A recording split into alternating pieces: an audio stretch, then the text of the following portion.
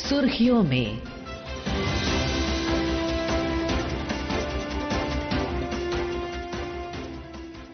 नमस्कार। सुर्खियों में आज के अंक में आपका स्वागत है। मैं हूं अमित गोयल। आज हम चर्चा करेंगे नक्सलवाद के विरुद्ध भारत की निर्णायक लड़ाई पर। हमारे साथ जुड़ रहे हैं पूर्व महानिदेशक सीमा सुरक्षा बल और आंतरिक सुरक्षा विशेषज्ञ पीके मिश्रा। मिश्रा जी, कार्यक्रम में आपका स्वागत है। नमस्कार। मिश्रा जी, बहुत बड़ा एक नक्सलवाद जो थी, एक बहुत बड़ी समस्या थी और पिछले कई दशकों से, वर्षों से नहीं दशकों से, यह भारत की जो प्रगति थी उसके मार्ग में एक बहुत बड़ा अवरोध साबित हो रही थी। नक्सलवाद क्यों पनपा, किस किस जगह पे इसका ज्यादा जोर था और अब कैसे कैसे इससे मुक्त हो रहे हैं, इसके बारे में कुछ संक्षेप में जानकारी दीजिए। देखिए, नक्सलवाद शुरू हुआ ये नक्सलबारी से। तब उनका कोई एम था। ये जो था जमींदार के खिलाफ में ये आंदोलन शुरू हुआ था, जो चारू मजूमदार ने शुरू किया था, जिसमें कि उनका एक माओइज्म का एक एम था कि वो जमींदार के खिलाफ में उन्होंने लोगों का आंदोलन शुरू किए थे, जिसमें उनको काफी सपोर्ट मिला था। लेकिन क्या हुआ, चारू मजूमदार का जो स्थिति था, वो जिस तरीके से वो अग्रगति करते थे नक्सलिज्म को लाने के लिए, माओइज्म को लाने के लिए इंडिया में, वो वही मार खाया जब उनका ऑपरेशनल कमांडर्स जो थे उन्होंने क्रिमिनल साइड में चले गए, वायलेंस उसने करना शुरू कर दिया।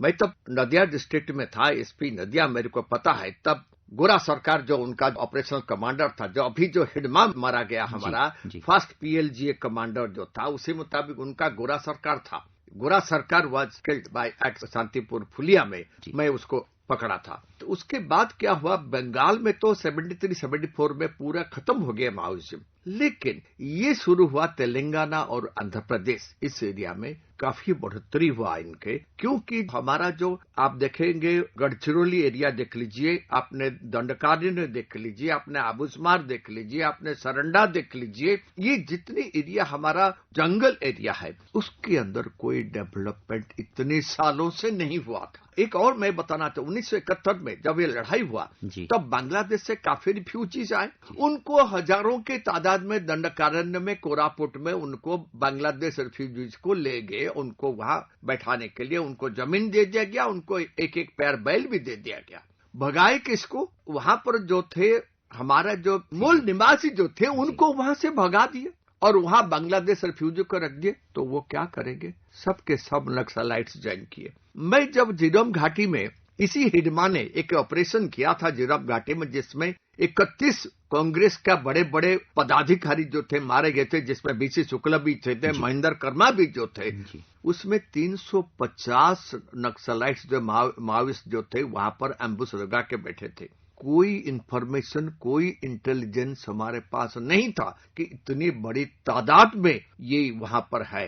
तो जो हुआ पूरा पृथ्वी को पता लग गया कितना बड़ा इंसिडेंट हुआ, और वहां से उन्होंने भागे 350 माओइस्ट, उन्होंने वहां से कांकेर तुलसी डोगरी होकर के उड़ीसा का मालकानगिरी को चले गए। वहां से सब कुछ जितने हमारा स्टेट का बॉर्डर था पूरे खाली था। मैं वहां पर उसी रास्ते में गया, बात भी किया था, मैंने मिला भी हूं कुछ नक्सलाइट्स थे। लेकिन क्या हुआ, उस टाइम पे ना हमारा फोर्स इतना ट्रेंड थे, ना उनके पास लॉजिस्टिक्स था, ना विकास का कोई साधन था उस एरिया में, ना ट्राइबल्स का लुकआफ्टर होता था, ना उनके लोगों के पास हेल्थ का कोई आधार था, ना कोई मोबाइल टावर था, ना कोई रोड कम्युनिकेशन था। उन लोगों को कुछ भी साधन नहीं हो रहा था गवर्नमेंट से। तो क्या करेंगे। तो मोटे तौर पे ये जो आंदोलन शुरू हुआ अपने हक और अपने उसके लिए हुआ, और शायद सरकार ने उनकी इन भावनाओं को समझा भी नहीं। और जब मोदी सरकार ने इस चीज पे ध्यान देना शुरू किया तो शायद इस पे एक विशेष पहल शुरू हुई। तो सबसे पहले नजर डालते हैं कि प्रधानमंत्री मोदी ने इस समस्या को किस तरह से समझा। माओवाद को, नक्सलवाद को जड़ से उखाड़ने के संकल्प के साथ देश के सुरक्षा बल एक नए आत्मविश्वास से, तेज गति से सफलता की ओर कदम रख रहे हैं। और मैं गर्व से कह सकता हूं, देश में सैकड़ों जिले नक्सल की चपेट में से निकल करके आज मुक्ति का सांस ले रहे हैं। हमें गर्व है कि बम, बंदूक और पिस्तौल के सामने हमारा देश का संविधान जीत रहा है। देश के उज्जवल भविष्य के लिए साफ दिख रहा है कि कल तक जो रेड कॉरिडोर थे वो आज ग्रीन ग्रोथ जोन में परिवर्तित होते नजर आ रहे हैं। तो मोदी जी ने भी जिस तरह से कहा, सरकार का मुखिया होने के नाते उन्होंने इस आंदोलन की गंभीरता को समझा और उनकी समस्या का मूल कारण क्या था उस पे ध्यान दिया। और जिस तरह से आपने भी बताया कि वहां पे जो जमीन के हक थे उसकी एक लड़ाई थी, एक अपने जिंदा रहने की एक लड़ाई थी, साथ ही साथ वहां पे नई जागृति की या कुछ भी इस तरह से नहीं था क्या कि इंफ्रास्ट्रक्चर का कोई भी ढांचा वहां पे डेवलप नहीं हो पाया था, विकसित नहीं हो पाया था। क्या यही एक वजह थी जिसको सरकार ने एड्रेस किया, जिसकी वजह से ये सारी चीजें एक सुलझने के तौर पे आगे उभरी? बिल्कुल, मैं आपको क्लियरली बताया था, मैं 2013 में झीरम घाटी इंसिडेंट के बाद गया था। मैंने उस जगह को देखा था। डेवलपमेंट, जो विकास जो ऑनरेबल प्रधानमंत्री ने बता रहे थे, जो ट्राइबल एरिया में होना था, कुछ भी नहीं था वहां पर। जो है ये पता नहीं किस लिए दंडकारण्य को और अबुस्मार को हम उसका डेवलपमेंट क्यों नहीं किए थे। लेकिन अब जो इंसिडेंट हुआ था जिसमें हिडमा मारा गया, उसके बाद जब रायगुटा ऑपरेशन हुआ, उसके बाद मैंने वहीं छत्तीसगढ़ को गया। क्या विकास हुआ है और किस किस तरीके का विकास हुआ है मैं बताऊंगा आपको। एक तो है कि रोड का जो है उसमें डेवलपमेंट हुआ है। कम से कम 5000 से ज्यादा किलोमीटर का रोड उनके एरिया में हुआ है। हम लोग जो ऑपरेशन कर रहे थे सिक्योरिटी फोर्सेस के, वो रोड से जाते थे, जंगल के अंदर ऑपरेशन करके वापस आ जाते थे अपने कैंप को। हमारा कोई फॉरवर्डिंग ऑपरेशन बेसिस वहां पर नहीं था, उनके एरिया में नहीं था। आज जो है दंडकारण्य के अंदर जाइए, आबूसबार के अंदर जाइए, सरंडा के अंदर जाइए, उसमें देखेंगे आप 100 से ऊपर फॉरवर्डिंग ऑपरेशन बेसिस हमारा फोर्स का ऑलरेडी बना चुके हैं। उनके जगह पर हम बैठे हुए और जो ट्राइबल्स थे, देखिए हमारा जितने इन्फॉर्मर्स थे सब इन्फॉर्मर को वो मार देते थे। लेकिन अब जब विकास हुआ, जो हमारा सरेंडर पॉलिसी जो छत्तीसगढ़ गवर्नमेंट ने किया और पर्टिकुलरली ऑनरेबल प्राइम मिनिस्टर और ऑनरेबल होम मिनिस्टर ने जो डेवलपमेंट किए उस एरिया को, उसके साथ साथ तो लॉजिस्टिकल टेक्निकल डेवलपमेंट जो हुआ फोर्स का, ये बहुत असर दिखाई दिया। क्योंकि हमारा इंटर स्टेट जो बॉर्डर था वो बिल्कुल गार्ड नहीं होता था। दूसरा था inter state, state to state, आप ओडिशा देख लीजिए, आंध्र देख लीजिए, तेलंगाना देख लीजिए, छत्तीसगढ़ देख लीजिए, बिहार देख लीजिए, झारखंड देख लीजिए, ये बॉर्डर में एक जगह पर वो इंसिडेंट करते थे, दूसरे जगह को चले जाते थे। बॉर्डर बिल्कुल खाली था। अब जो है हिडमा बहुत कोशिश किया था। रायगुटा ऑपरेशन में जब 31 नक्सलाइट्स मारे गए, वहां हिडमा भी था। किसी भी तरीके से हिडमा वहां से निकल गया। उसके बाद बासव राजू मारा गया छत्तीसगढ़ में, बासव राजू सीएमसी मेंबर, वहां पर भी हिडमा था, लेकिन हिडमा तब भी निकल गया। बाद में क्या हुआ, छत्तीसगढ़ में अब हिडमा रह नहीं सका। हिडमा अपने वाइफ के साथ, नक्सली लीडर के साथ, वो आंध्र को एस्केप कर रहा था, छत्तीसगढ़ से भाग रहा था। 2 पॉइंट मैं बताऊंगा क्यों छत्तीसगढ़ से भाग रहा था। क्यों छत्तीसगढ़ में अब कोई भी नक्सलाइट लीडर रह नहीं सकते। जो प्रधानमंत्री जी बोलते भारत नक्सलाइट्स मुक्त होने जा रहा है और ये होके रहेगा, जो चीज उन्होंने बताया है।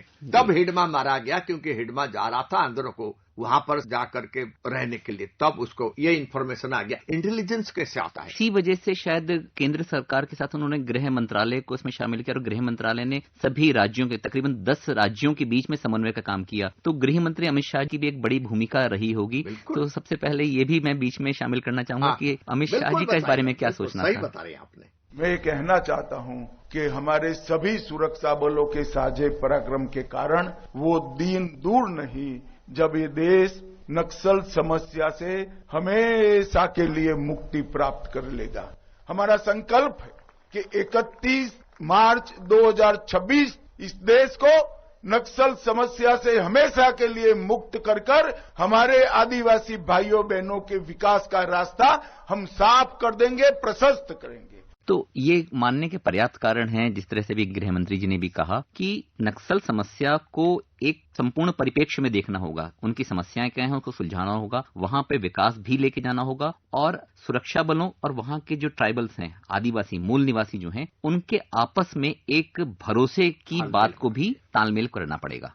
बिल्कुल, मैं अभी सुन रहा था जो हमारे होम मिनिस्टर बता रहे थे अमित शाह जी। एक चीज मैं अमित शाह जी के बारे में बताऊं, सबसे बड़ा ऑपरेशन सिक्योरिटी फोर्स ने जो नक्सलाइट्स के ऊपर किए थे वो रहा कराईगुटा हिल ऑपरेशन। 8 किलोमीटर एरिया जंगल के ऊपर, तेलंगाना और छत्तीसगढ़ बॉर्डर में, जहां पर कोई प्रवेश नहीं कर सकता है, ऐसा एरिया में 21 दिन का ऑपरेशन चला। और वहां पर 31 नक्सलाइट्स मारे गए थे। और उसमें जो था कम से कम लेथ मशीन, देखिए इतने ऊपर इतने घने जंगल में वेपन बनाने का लेथ मशीन वहां पहुंच गया था, और वो वहां पर वो लेथ मशीन रखे थे, वेपन बना रहे थे। और 2 साल का जो है उनके पास खाद्य सामग्री था नक्सलाइट्स को, बड़ी चीज है। और इसके लिए सड़क भी चाहिए और बड़ा वाहन भी चाहिए। उठा के लिए है, कैसे उठा के लिए है, ये सोचना पड़ेगा जी। अब जो है ये उनका फंडिंग बंद हो गया, जो वेपन्स आते थे से ये ब्लॉक हो गया। और दूसरा है उनका डाउनफॉल हुआ कराईगुटा ऑपरेशन में। जब इतनी बड़ा ऑपरेशन हुआ, जब इनका पूरे खाद्य सामग्री 2 साल का पकड़ा गया और 120 बंकर नष्ट कर दिया गया, उसके बाद बासव राजू मारा गया, उनका सीएमसी मेंबर बासव राजू छत्तीसगढ़ में मारा गया। और रूपेश अनादर सीएमसी लीडर जो था वो सरेंडर किया। तो रूपेश ने रिक्वेस्ट किया हिडमा को, आप सरेंडर कर लीजिए। उसके बाद अनादर सीएमसी मेंबर जो था वेणुगोपाल, वो गढ़चिरौली में सरेंडर किया विथ 30 नक्सलाइट्स, वहां पर महाराष्ट्र में गढ़चिरौली में। उसके बाद हिडमा का मदर भी, उनको भी कांटेक्ट किया गया। हिडमा का मदर उसको रिक्वेस्ट किया कि तुम जो है वायलेंस छोड़ दो और अपना वेपन्स के साथ सरेंडर कर जाओ, लेकिन उसने नहीं माना। और यही था जो अमित शाह जी बोल रहे थे, सरेंडर करो, मुख्य धारा में आ जाओ, हम आपको लुक आफ्टर करेंगे, आपको सिक्योरिटी देंगे, आपका बच्चों को पढ़ाएंगे। और ये भी रहा, जो मुख्य धारा में आए हैं उनको भी काफी जो है पैरामिलिट्री फोर्स में ले रहे हैं हमने। और ट्राइबल्स जो उस एरिया के हैं वहां पर जो 7वीं क्लास भी पास किए, उनको पढ़ा करके हम उनको पैरामिलिट्री फोर्स में ज्वाइन करा रहे हैं, डीआरजी में ज्वाइन करा रहे हैं, आईआरबी में ज्वाइन करा रहे हैं, इंडिया रिजर्व बटालियन में भी ज्वाइन करा रहे हैं। न माने हिडमा, तो हिडमा का यही हुआ, या तो गुलाब लो, गुलाब नहीं ले सकते तो गोली लो। वही हुआ, गुलाब नहीं लिया और गोली लिया। तो उनका फर्स्ट पीएलजीए बटालियन जो था, जो उनका जो गरिला बटालियन था, वो खत्म हो गया। उसके बाद सरेंडर शुरू हो गया, सरेंडर का तांता लग गया। सबसे बड़ा सरेंडर तो हुआ छत्तीसगढ़ में, जिसमें 180 नक्सलाइट्स एक साथ में वेपन के साथ सरेंडर किए। मध्य प्रदेश का एमएमसी जोन देख लीजिए, वहां पर जो सुधाकर, दीपक और रोहित, उन्होंने सरेंडर कर लिए, जिसके ऊपर 43 लाख का बाउंटी था, वो सरेंडर कर लिए। एमएमसी जोन अभी बिल्कुल जो है वो क्लियर हो गया, मध्य प्रदेश क्लियर हो गया। और रह गया वहां पर हमारा 4 या 5 डिस्ट्रिक्ट बच गए छत्तीसगढ़ में, और वहां पर जो है काफी बटालियन सीआरपीएफ का और वहां पर भेज दिया गया है। मेरे को बहुत उम्मीद है और मैं जानता हूं कि 31 मार्च तक नहीं जाएगा, उसके बहुत पहले ही भारत नक्सल मुक्त होगा। ट्राइबल एरिया में जो विकास हुआ, ट्राइबल लोगों के लिए जो कार्य किया गया, उनका पढ़ाई, उनका हित के लिए, उनका बच्चों को रोजगार देने के लिए, उनका कम्युनिकेशन, मोबाइल टावर रखना, एजुकेशनल इंस्टीट्यूट बनाना, और वहां पर तो बस्तर ओलंपिक्स हो गया। सबसे बड़ा चीज है बस्तर ओलंपिक्स हो गया। मतलब उनकी समस्याएं जो थी, उनके रोजगार की समस्या थी, उनके विकास की समस्या थी, सरकार ने एक तरफ उसकी तरफ ध्यान दिया, और साथ ही साथ जो सिक्योरिटी सुरक्षा बल थे, उनका जो तालमेल था आपस में, वो भरोसा जागृत किया। बिल्कुल, वो भरोसा जागृत करने का ही शायद परिणाम ये हुआ कि इतनी बड़ी मात्रा में वहां पे आत्मसमर्पण किया गया। आपने मध्य प्रदेश का जिक्र किया, मध्य प्रदेश तो तकरीबन अभी ऐसा माने जाने लगा कि नक्सलवाद मुक्त हो गया है, बिल्कुल मुक्त हो और गया। बाकी भी जो तकरीबन जो 9 राज्य हैं, 9 वो भी रह गए हैं जी, और वो भी जल्दी ही नक्सलवाद से मुक्त हो जाएंगे। इसमें ये जो पूरी बात चली, बहुत संक्षेप में सिर्फ ये बताइए कि इसमें जो एक तरीके से जो क्रिकर पॉइंट था, वो कौन सा था जिसने सारी धारा को मुक्त किया? क्लियर बताऊंगा। मैं पहले तो फोर्स के सिक्योरिटी के ऊपर नहीं जाऊंगा। नक्सलवादी को तोड़ने के लिए जो कार्य किया गया, ये शुरू हुआ है जो सेंटर और स्टेट का कोऑर्डिनेशन नंबर 1 है जी। सेंटर और स्टेट का, सभी स्टेट जहां पर ये नक्सलवाद चल रहा था, इनका coordination number 1। Number 2, inter state border का जो domination through drones, technical domination. Number 3, मैक, intelligence sharing from between all both the states, जो जितने स्टेट्स थे। चौथा, ऑपरेशनल कोऑर्डिनेशन ऑफ ऑपरेशंस, जो जितने स्टेट्स थे उनका जो कोऑर्डिनेटेड ऑपरेशंस था। उसके साथ साथ विकास ऑफ ट्राइबल। लास्ट में रह गया हमारा development, technical development and logistical development of our security. P K Mishra ji, हमारे साथ इतने महत्वपूर्ण विषय पर चर्चा करने के लिए आपका बहुत बहुत धन्यवाद, आभार। हम बात कर रहे थे नक्सलवाद के विरुद्ध भारत की निर्णायक लड़ाई के बारे में। इस कार्यक्रम को आप हमारे mobile app News on AIR और YouTube channel News on AIR official पर भी सुन सकते हैं। नमस्कार। सुर्खियों में